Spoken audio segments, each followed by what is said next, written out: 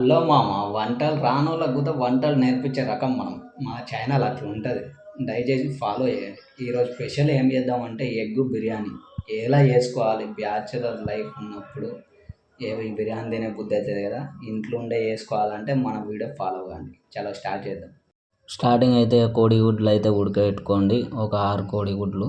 ఎందుకంటే 6 ఉంటే కొద్దిగా టేస్ట్ గుర్తుంటుంది, మంచిగా బిర్యానీ చేసుకున్న ఫీలింగ్ గుర్తుంటుంది.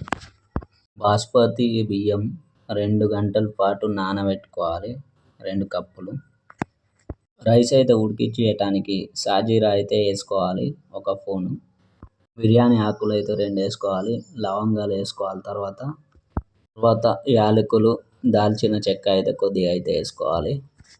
తర్వాత పుదీనా, కొత్తిమీర ఆకు అయితే గుప్పెడు అయితే వేసుకోవాలి.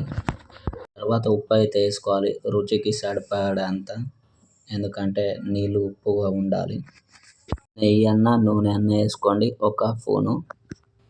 గుడ్లు అయితే ఫ్రై చేసుకోవటానికి అయితే ఎగ్ మసాలా అయితే వాడండి, టేస్ట్ సూపర్ ఉంటుంది.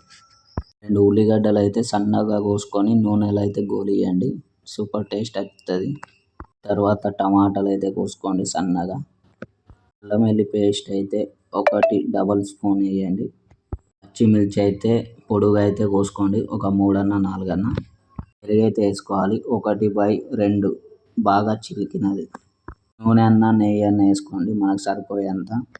తర్వాత కారం అయితే వేసుకోవాలి, 1.5 అయితే స్పూన్లు వేసుకోవాలి. తర్వాత అయితే పసుపు వేసుకోవాలి, 1 అన్న 2 చెంచాలు అన్న వేసుకోవాలి. తర్వాత అయితే ధనియాల పొడి అయితే వేసుకోవాలి. తర్వాత అయితే మన బిర్యానీ మసాలా అయితే వేసుకోవాలి టేస్ట్ కోసం. తర్వాత అయితే ఉప్పు వేసుకోవాలి గ్రేవీకి సరిపోయేంత. తర్వాత కొత్తిమీర ఆకు అయితే చల్లుకోవాలి.